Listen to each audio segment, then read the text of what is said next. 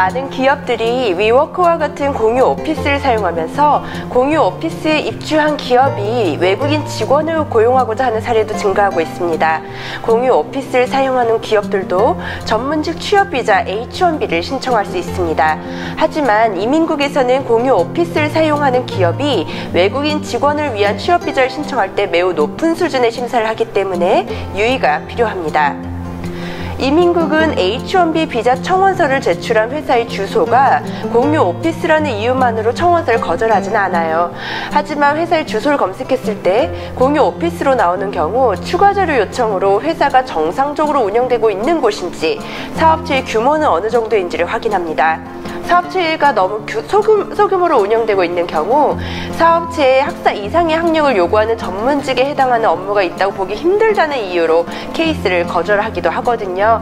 예를 들면 2005년 이민국의 결정을 보면 이민국은 168스퀘어피트의 아주 작은 사무실을 가지고 있고 직원이 하나뿐인 고용주는 학사 이상의 학력을 요구하는 전문직에 준하는 업무가 있을 수 없다고 결정하고 케이스를 거절했습니다.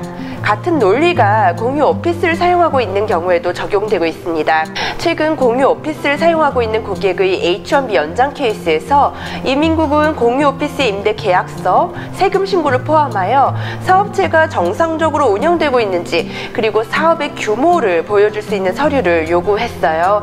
만약 공유 오피스에서 너무 작은 사이즈의 오피스를 임대하고 있었다면 이민국이 2005년 결정과 동일한 논리로 케이스를 거절할 수 있었을 텐데 다행히 이 고객은 공유 오피스를 사용하고 있긴 했지만 꽤 넓은 공간에 임대하여 사용하고 있었고 직원도 여러 명이 있었기 때문에 큰 문제는 없었습니다. 어쨌든 이러한 케이스들을 볼 때 공유 오피스를 사용하는 고용주를 통하여 H-1B를 신청한다면 유의가 필요하다고 할 수 있어요. 이민국은 미국 내 H-1B 청원서 심사뿐만 아니라 해외에서 H-1B 비자 인터뷰를 할 때도 엄격한 기준을 적용하고 있는 것으로 보입니다. 최근 H-1B 소지자가 해외에서 H-1B 인터뷰를 보고 결과를 기다리고 있던 중에 비자 담당자가 위워크에 직접 이메일을 보내 고용주가 정상적으로 사업체를 운영하고 있는지 확인했다는 케이스가 미국 이민변호사 협회에 보고되었거든요.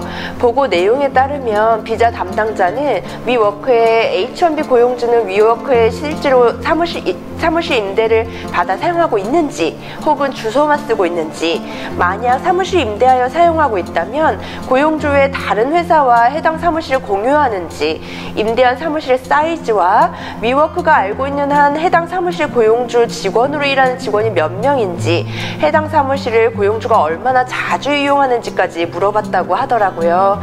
이러한 보고 사례들을 종합해 볼 때 미국 내 청원서 절차뿐만 아니라 해외에서 인터뷰를 보는 경우에도 고용주가 위워크와 같은 공유 오피스를 사용하고 있다면 주의가 필요할 수 있겠습니다.